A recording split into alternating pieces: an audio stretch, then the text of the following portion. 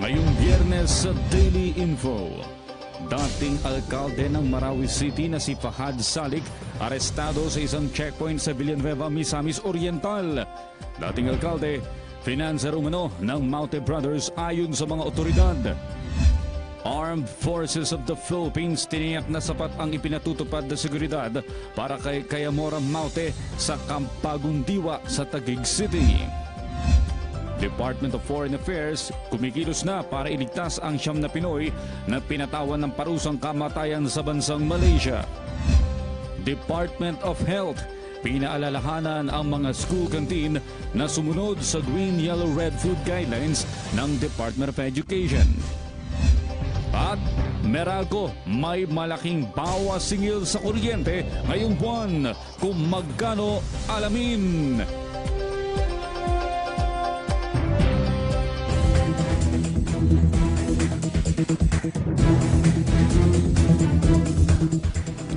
Kinumpirma ng militar na naaresto nila ang dating alkalde ng Marawi City na si Fahad Salik sa isang checkpoint sa Villanueva, Misamis Oriental. Ayon kay Regional Military Spokesman Brigadier General Gilbert Gapay, nakumpiska sa dating alkalde ang ilang armas. Lumabas sa inisyal na investigasyon na financier ng Maute Brothers si Salik. Si Salik ay nasa order of battle at listahan ng arrest order na inilabas ng militar nitong Hunyo. Sa ngayon ay nakakulong sa Villanueva Town Detention Facility ang dating alkalde. Mismong ang mga matataas na opisyal ng Armed Forces of the Philippines ang nag-inspeksyon sa mga armas na nakuha mula sa teroristang Maute Group. Positibo naman ang AFP na humihina na ang puwersa ng teroristang grupo dahil na rin sa ginagawang operasyon ng militar. May ulat si Jervis Manahan. Dose-dose ng mga baril at gamit pang bakbakan ang inilatag ng mga sundalo para ipakita sa mga pinakamatataas na military officials ng bansa sa pangunguna ni Defense Secretary Delfin Lorenzana. Ito ang mga nasabat nila sa kanilang mga clearing operations sa Marawi City. Matataas ang kalibre ng mga baril, may 50 caliber, Armalite, M60 machine gun, mga bala, telescope at mayroon ding ilang bag ng marijuana. Sabi ng AFP, patuloy na humihina ang puwersa ng Maute. Nasa 230 na lamang daw ang bilang ng mga kalaban, pero may hawak pa silang nasa 100 bihag. 3 barangay na lamang daw ang okupado ngayon. Ang Barangay Lilod, Marinaut at Bangolo na sinasabing stronghold ng Maute. Tansya ng ating tropa, kaya nilang i-clear ang mga ito sa loob ng 4 na araw. We will assess if we need to apply a combined force. It is a calibrated response eventually to neutralize the threat. Because if we it will take months, years before we can very clear the main battle area, which is the other side of the bridge. Kinumpirma ni AFP Chief Eduardo Año ang balak sana ni Isnilon Hapilon at ng Maute na magtayo ng Islamic State sa Marawi City noong unang araw ng Ramadan. Lumabas kasi sa isang video na nakuha ng AFP noong May 23 na magkakasama ang Maute at si Hapilon na pinagpaplanuhan ang kanilang pag-atake. Sa ngayon may reports na buhay pa si Isnilon habang sugatan naman si Abdullah Maute. Kasabay ng patuloy na pagtugi sa kanila, inihahanda na din ang rehabilitation efforts ng Marawi City. Pangungunahan daw ng DPWH ang muling pagtatayo ng mga bahay at gusaling nawasak ng bakbakan. Nakahanda na yung ating mga gagawin dyan. We are preparing the rehabilitation program for Marawi. Once we clear the last packet of resistance, papasok na yung ating mga construction dito, yung construction brigades, the army will come in, and the DPWH will bring in the whole government here to rehabilitate, reconstruct, and recover all the recovery of Marawi City para mas mabilis. Patuloy din ang pagsagipan nila sa mga taong naiipit pa rin sa syudad. Kanina lang 38 tao ang muling nasagip ng mga rescue teams. Nagpasalamat din si Lorenzana sa mga sundalong patuloy na lumalaban para sa kaligtasan ng ating mga kababayan. Hindi na kailangan ng dagdag na tauhan mula sa Bureau of Jail Management and Penology para bantayan ang ama ng Maute Brothers na nakakulong sa Camp Bagong Diwa sa Taguig City. Ayon kay AFP spokesman Brigadier General Restituto Padilla, sapat na ang seguridad na ipinapatupad sa Camp Bagong Diwa para kay Kayamora Maute, ama ni Omar at Abdullah Maute, founder ng Maute Group. Kahapon ng madaling araw dumating sa Camp Bagong Diwa si Kayamora Maute sakay ng cargo plane mula sa Davao City. Si Kayamora ay naaresto sa isang checkpoint sa Toril, Davao City. Sa iba pang balita, inilunsad ng Bureau of Fire Protection Northern Mindanao ang Bumbero Operation Tulong para sa mga residenteng epektado ng kaguluhan sa Marawi City.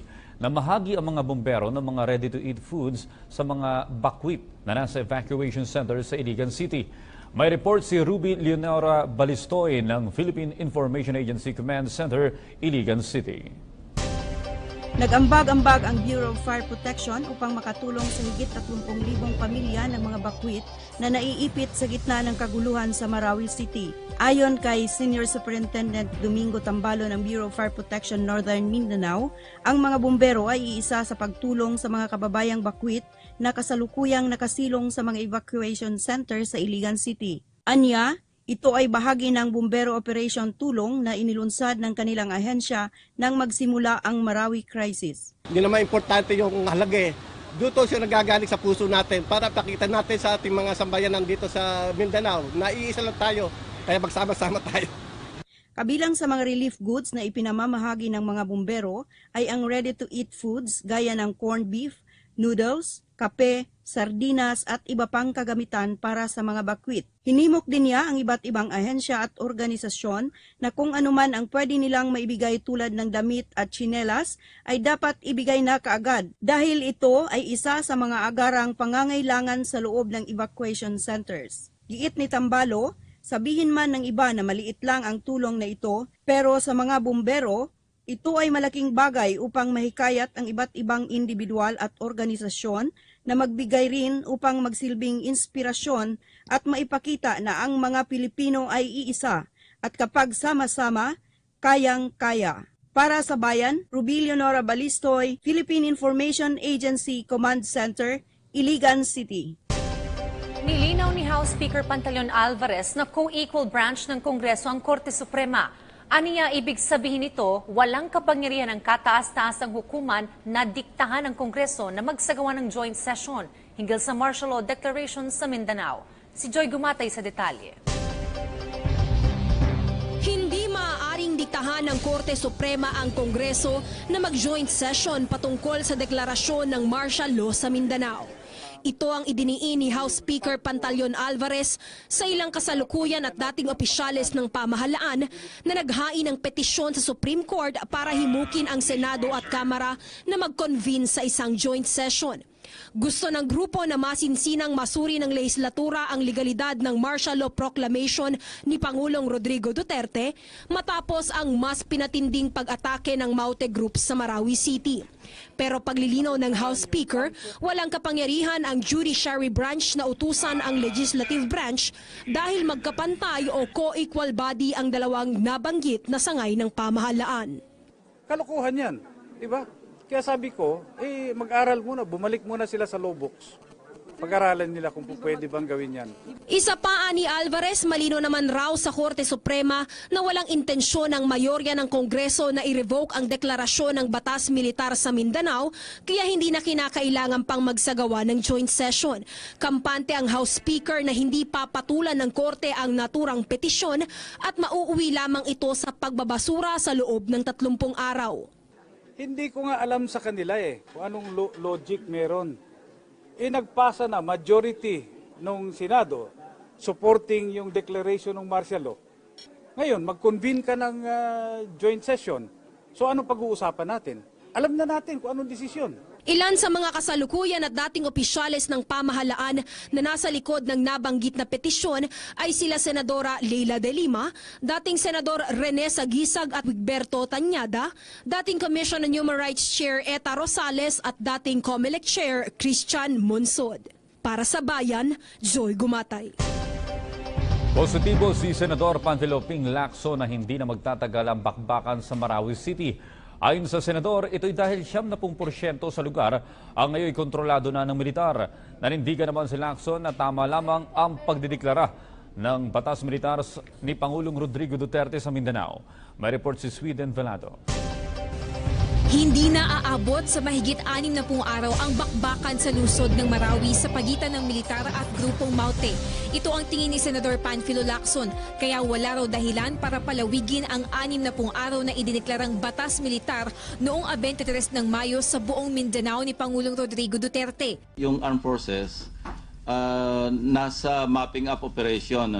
Ang announcement naman nila, nasa mga 90% controlled na control na uli nila yung Marawi City. Nakasaad sa ating umiiral na batas na obligadong mag-convene ang Senado sa loob ng 60 araw ng martial law period sakaling bawiin na ito o palawigin pa.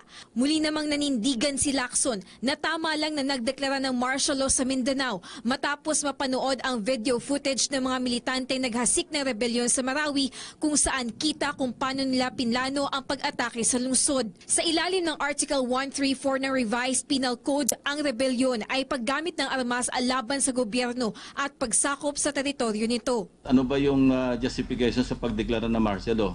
Hindi ba rebellion at saka o kaya invasion? Samantala, hindi pabor si Lacson na sumali at makiisa ang New People's Army at Moro National Liberation Front sa ating mga sundalo sa pakikipaglaban sa grupong Maute. Napaka-dangerous nun. In the first place, labag yun sa ating constitution kasi isa lang naman yung kinikilala nating Armed Forces of the Philippines. Paliwanag ni Lacson, may proseso itong dapat pagdaanan. Kung mag-i-integrate sila sa Armed Forces at mag-i-integrate sila sa PNP, pwedeng gamitin. Nangyari na rin yun pero dadaan sila doon sa proseso ng pag-i-integrate as regular members of the Armed Forces of the Philippines or the PNP. Gayunman, suportado ni Lacson ang peace corridor efforts ng Moro Islamic Liberation Front dahil hindi naman sila gumagamit ng armas.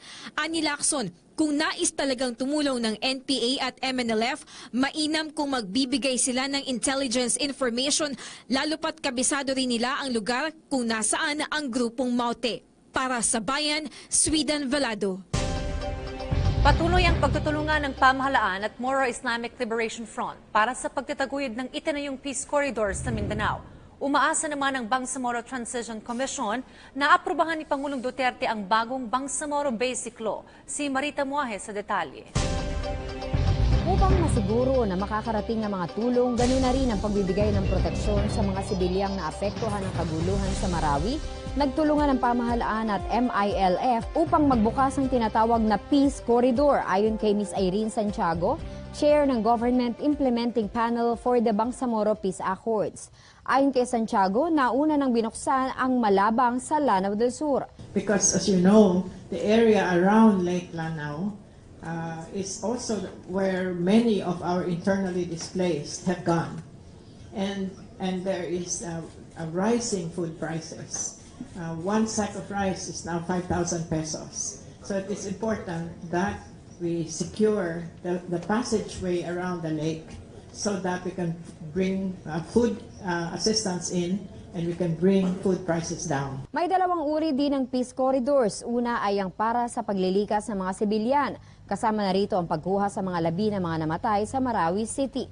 Ang ikalawa ay para sa pagpasok ng mga humanitarian aid upang masigurong makakaabot ang tulong sa nangangailangan ng ligtas ang mga nagdadala nito. Kabilang sa mga lugar na maaabot ng Peace Corridor na ito, ang mga lugar ng Malabang, Madamba, Bubong, Masili, Marantao at Ditsain, Ramain sa Lanao del Sur. Dalawa kasing Peace Corridors yan. No? One is safe passage for humanitarian aid, so like food and medicine. So yan yung Marawi to Malabang. So that 2-hour stretch of road is a peace corridor. The other peace corridor is the one in Marawi City that is to rescue trapped civilians. So yun ang sinasabi ko na mahirap yung sabihin mo araw-araw gagawin natin. Kasi that's something that is, we have an emissary, kailangan makuha niya yung consent ng dalawa, agreement ng dalawang sides. Ang pagkakaroon ng Peace Corridor ay pinayagan ni Pangulong Rodrigo Duterte upang masiguro ang kaligtasan ng mga napilitang lumikas mula sa Marawi, lalo na ang mga bata, matatanda at kababaihan. Sa ngayon naman ay tumitindi ang problema sa pagkain at ang pagdating nito. Samantala, tungkol sa Bangsamoro Basic Law, sinabi ni Santiago na isusumiti na nila ang bagong draft sa opisina ng Pangulo kalagitnaan ng Hunyo Matapos ito ay dadalhin niya ito sa Kongreso. Malaki ang paniniwala ni Santiago na aprubahan ito ng Pangulo at isusulong sa Kongreso bilang urgent bill. Para sa Bayan, Marita Muahe, Davao City. Abangan, Meralco may bawas singil sa kuryente ngayong buwan. Kung magkano, alamin dito lamang sa Daily Info.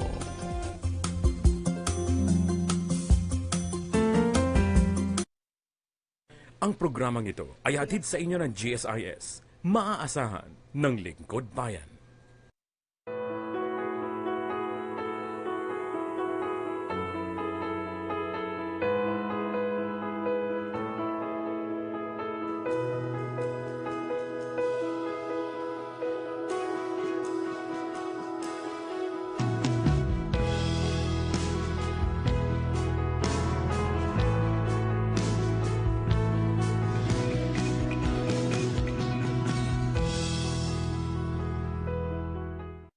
Be fooled by fake numbers. Know the real numbers. From July 1, 2016 to May 30, 2017, the value of seized drug paraphernalia amounted to 17.70 billion pesos. This translates to an increase of 3.02 billion pesos compared to the previous week.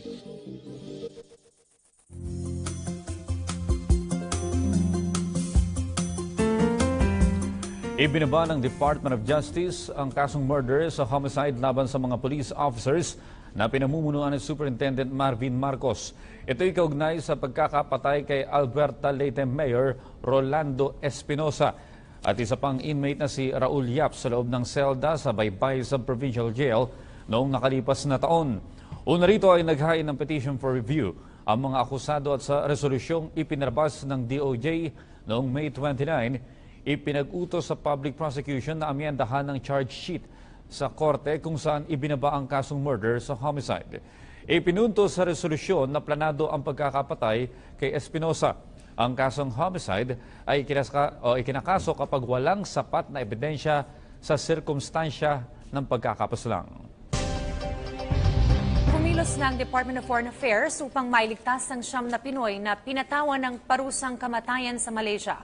Ayon kay DFA Office of Migrant Workers Affairs Executive Director Raul Dado, kumilos ng abogado ng Philippine Embassy sa Malaysia para tulungan ang mga bibitahing Pinoy.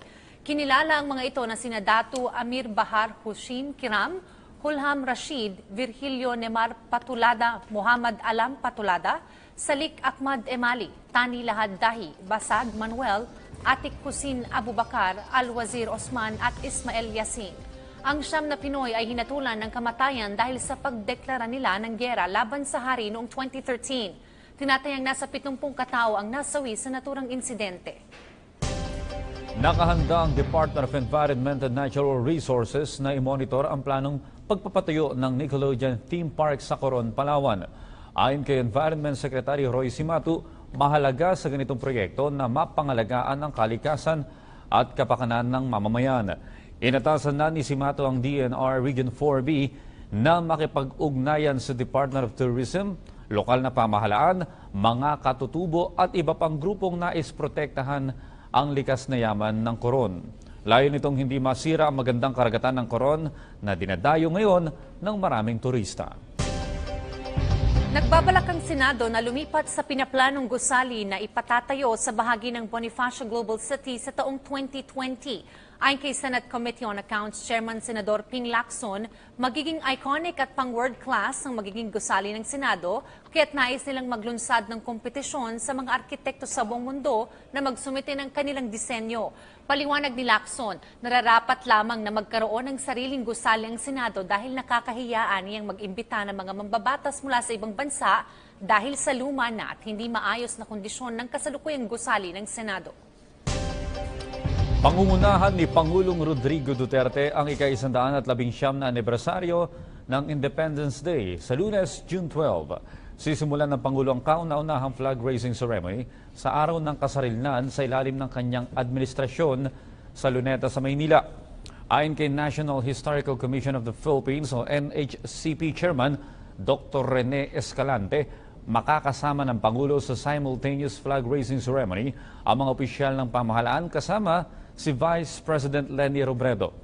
Pagkatapos ng flag raising ceremony, sa Luneta, susundan ito ng Vandeneur kung saan formal na tatanggapin ni Pangulong Duterte ang mga miyembro ng Diplomatic Corps at iba pang opisyal ng pamahalaan at personalidad sa lipunan.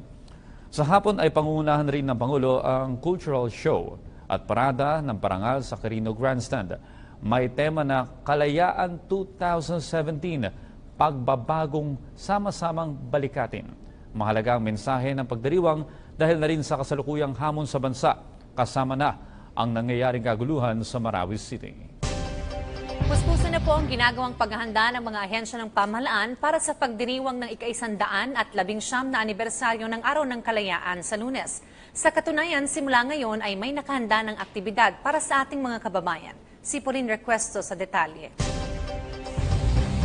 Puspusan na ang paghahanda para sa ika-119 na Araw ng Kalayaan. Sa kahabaan ng Roxas Boulevard, sinimulan ng pinturahan ang mga sidewalk. Di alintana ng 2 tauhang ito ng DPWH ang mataas na sikat ng araw para sa malaking pagtitipon sa Lunes. Kapansin-pansin din ang mga watawat na nagwawagayway sa kahabaan ng Roxas Boulevard at iba pang pangunahing lansangan sa Kamaynilaan. Simula bukas, may mga nakahanda ng aktibidad para sa ating mga kababayan gaya ng Heritage Tour sa Pasig River. Habang sa Lunes o sa mismong Araw ng Kalayaan ay magkakaroon ng flag raising at wreath laying sa Rizal Park na pangungunahan ni Pangulong Duterte. Magsasagawa naman ang DOH ng libreng medical, optical at dental services habang may job fair naman ang DOLE. Para tiyakin ang seguridad ng publiko, magtatalaga ang Manila Police District ng 1,660 mga pulis mula bukas. Maglalagay po tayo ng Police Assistance Desk at nandun po yung mga pulis natin na may hingan po ng agarang assistance ng ating mga mamamayan. Asahan na rin daw na isasara ang ilang mga lansangan sa Maynila dahil sa mga aktibidad. By district po, i-issue na po namin yung aming traffic advisory. Huwag po kayo mag-alala dahil magbibigay po kami ng mga rerouting na kalye kung saan po sila pwedeng dumaan. Siniguro naman ng MPD na walang banta sa seguridad sa pagdiriwang ng Araw ng Kalayaan. Para sa Bayan, Pauline Requesto. Magbibigay ng libreng sakay ang Metro Rail Transit at ang Light Rail Transit sa Lunes, 12 ng Hunyo bilang paggunita sa ika-119 na taong anibersaryo ng Araw ng Kalayaan. Sa inilabas na advisory ng National Historical Commission of the Philippines, magbibigay ng libreng sakay ang MRT at LRT mula alas 7 hanggang alas 9 ng umaga at mula alas 5 ng hapon hanggang alas 7 ng gabi. Ito'y upang mabigyan ng pagkakataon ang publiko na makilahok sa mga aktibidad para sa Araw ng Kalayaan na gaganapin sa Rizal Park. Kabilang sa mga aktibidad sa Lunes ay job fair ng Department of Labor and Employment, Medical, Dental at Optical Service ng Department of Health, MMDA at Manila City Government. Una rito ay magkakaroon ng sabayang flag raising at wreath laying ceremonies sa umaga kung saan magiging panauhing pandangal si Pangulong Rodrigo Duterte. Marami pang mga balitang dapat abangan dito lang sa Daily Info.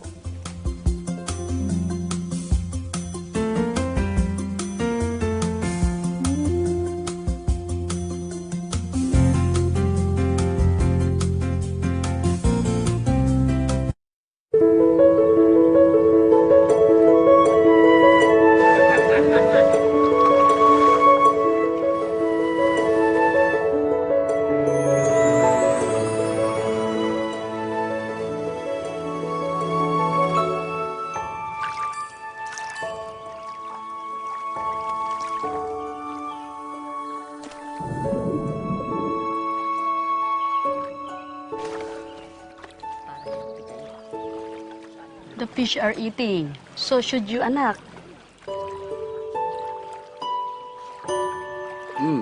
Thank you. You're welcome, anak.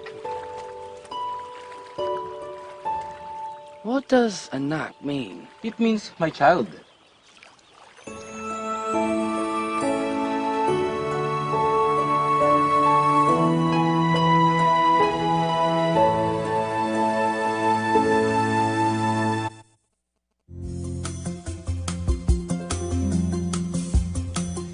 Pinaalalahanan ng Department of Health ang mga school canteens na sumunod po sa green, yellow, red food guidelines ng Department of Education.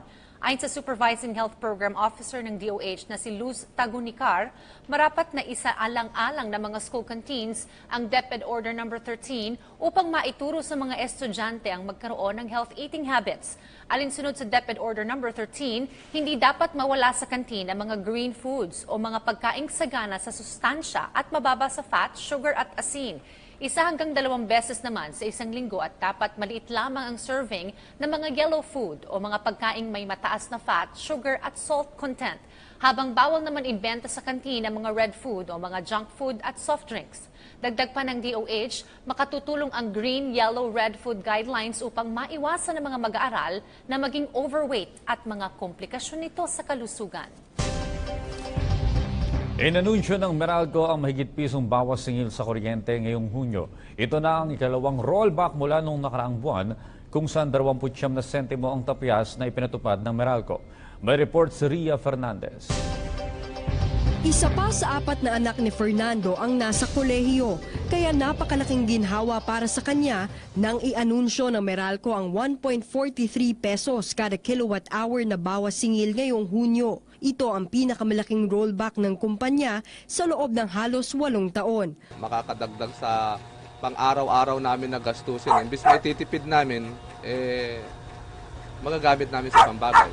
Ang 1 peso and 43 cents per kilowatt-hour na decrease ay katumbas ng mahigit na 285 pesos per, na bawas po sa bills ng 200 kilowatt-hour consuming household.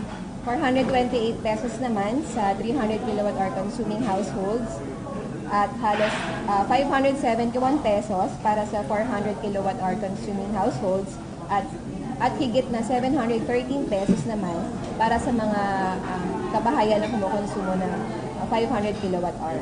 Ayon sa Meralco, malaking bulto ng price decrease ang refund mula sa 6.9 billion pesos na sobrang singil nito noong Enero 2014 hanggang Disyembre 2016 na inaprobahan noong Mayo ng Energy Regulatory Commission. Maliban dito, patuloy anila ang pagbaba ng generation charge at presyo ng kuryente sa spot market.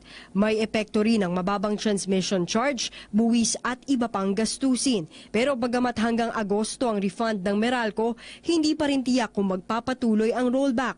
Pero sabi ni Larry Fernandez, Utility Economics Head ng Meralco, karaniwang trend tuwing tag-ulan ang mababang demand sa kuryente. Pwede pa rin bumaba o tumaas yung overall rate, depende sa movement of the other cost components of power prices. Kung yari tumaas ang fuel prices, sa susunod na buwan, marireflect yun sa power prices din. Gayunman, muling nagpaalala ang Meralco na mas mainam pa ring magtipid ng kuryente. Para sa Bayan, Ria Fernandez. Patuloy ang pag-aalboroto at pagbuga ng abo ng Mount Bulusan nitong nakalipas na magdamag. Sa datos ng PHIVOLCS o Philippine Institute of Volcanology and Seismology, nagbuga ang Bulusan ng higit 258 tonelada ng sulfur dioxide at umabot sa taas na mahigit 200 metro. Samantala, patuloy na nakataas ang Alert Level 1 at 4-kilometer radius permanent danger zone sa Mount Bulusan.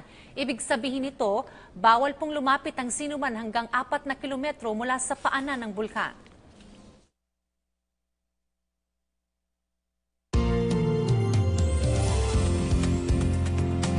Magandang umaga, narito na ang PTV Info Weather. Alamin natin ang latest sa lagay ng panahon para sa oras na ito. Ang binabantayan nga nating low pressure area na nakapaloob dito sa may Intertropical Convergence Zone ay huling namataan sa layong 35 kilometers northeast ng Dumaguete, Negros Oriental. At dahil nga dyan sa ating kasalukuyang weather system, magpapatuloy ang maulap na papawirin na may katamtaman hanggang sa kung minsan ay malakas na pag-ulan at pagkidlat pagkulog na maaring magdulot ng mga pagbaha at pagguho ng lupa ang mararanasan dito sa Kabisayan at sa mga rehiyon ng Mimaropa, Caraga, Hilagang Mindanao, Davao at maging dito sa maya Zamboanga Peninsula. Habang maulap na kalangitan na maya mahina hanggang sa katamtamang mga pag-ulan at pagkidlat pagkulog ang inaasahan sa nalalabing bahagian ng Mindanao, Kabikulan at katimugang bahagi ng lalawigan ng Quezon.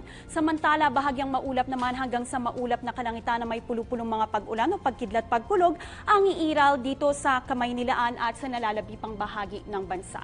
Sa ngayon ay wala namang nakataas na gale warning, subalit iba yung ingat pa rin para sa ating mga kababayan kapag pumalaot. Silipin naman natin ang magiging lagay ng panahon sa iilang lugar sa labas ng Metro Manila. Makakaranas nga po tayo dito sa Davao at Cebu ng cloudy skies with rain showers and thunderstorms sa dakong hapon o gabi.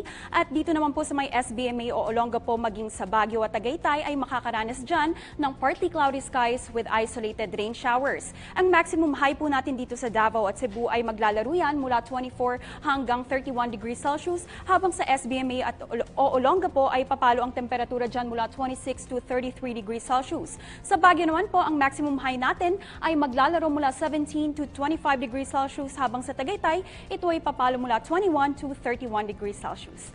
Narito naman ang magiging lagay ng panahon dito sa Metro Manila sa susunod na 3 araw. Ngayon nga pong weekend ay makakaranas tayo nitong partly cloudy skies with isolated rain showers. Ngayon pong araw ng Biyernes at ang maximum high po natin ay maglalaro mula 26 to 35 degrees Celsius, habang sa araw naman ng Sabado hanggang Linggo ay asahan itong cloudy skies with rain showers and thunderstorms, at ang maximum high po natin ay papalo yan mula 26 hanggang 34 degrees Celsius. Para naman sa magiging lagay ng panahon sa labas ng bansa, narito ang ating Asian Cities Outlook para sa oras na ito.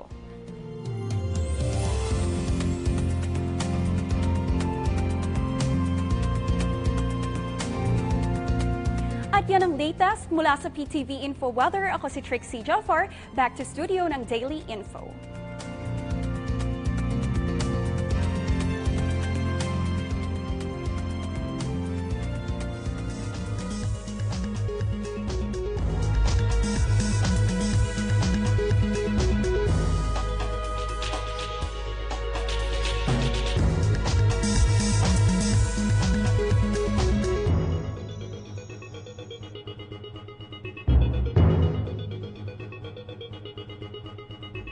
Alamin natin ang tulong na ipinaabot ng Department of Social Welfare and Development o DSWD tungkol sa medical assistance na inilapit ng isa nating kababayan sa Cagayan Valley dahil sa sakit ng kanyang anak na cerebral palsy. Narito ang report.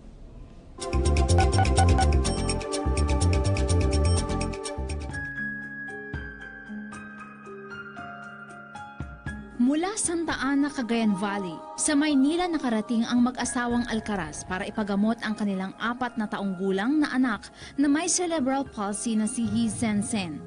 Noong Nobyembre ng nakalipas na taon, nakatakdang operahan si Zenzen sa Philippine Children's Medical Center. Pero hindi nila kaya ang magastusin, kaya lumapit ang amang si Jerry Alcaraz sa Presidential Complaints Center o PCC at humingi ng financial assistance. Ang gumaling po yung diabetes niya, yung CP po ang nangyari sa kanya. Kaya pupunta po kami sa iba't ibang ahensya ng gobyerno para magpatulong po. Kasi pabalik-balik kami kasi sa ospital. Ipinaabot ng PCC ang kahilingang ito sa Department of Social Welfare and Development o DSWD. Agad namang tumugon ang Emergency Assistance Section o ang Crisis Intervention ng ahensya. Ayon kay DSWD NCR Chief Marlene Guzman, agad na bigyan ng ayuda si Alcaraz lalo na at kailangan na ng agarang atensyon ang kaso ni Zenzen. Labis naman ang pasasalamat ng pamilya Alcaraz. Medical assistance po ang binigay sa kanya sa 2 panahon. Ito po yung 2,500 saka 5,000. Ang pag-determine po ng halaga ng assistance na ibinibigay natin sa kanila, nakabatay po yun sa assessment ng ating social worker. Sila po ang mag-determine kung paano po ang assistance na ibinibigay. Lahat po sa mga nagbibigay ng tulong sa mga ahensya ng gobyerno, gusto po namin magpasalamat sa mga binibigay yung tulong sa amin, lalo-lalo sa anak ko na may sakit. Maraming salamat po. Dumadaan ngayon sa maraming procedure si Zenzen bago ang kanyang operasyon, kaya nananawagan uli ang mag-asawang Alcaraz para sa karagdagang tulong dahil tuloy-tuloy ang gamutan ng kanilang anak. Para sa mga kababayan nating may problema at reklamo sa serbisyo ng gobyerno, tumawag lamang po sa 8888 hotline o dumulog sa Presidential Complaints Center para sa matapang na aksyon at may malasakit na solusyon.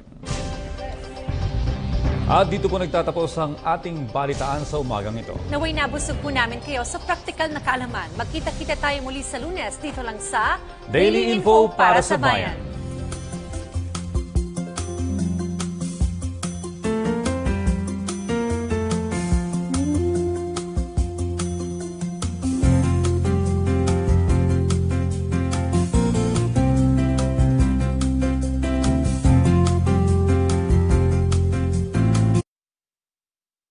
Ang programang ito ay inatid sa inyo ng GSIS, maaasahan ng Lingkod Bayan.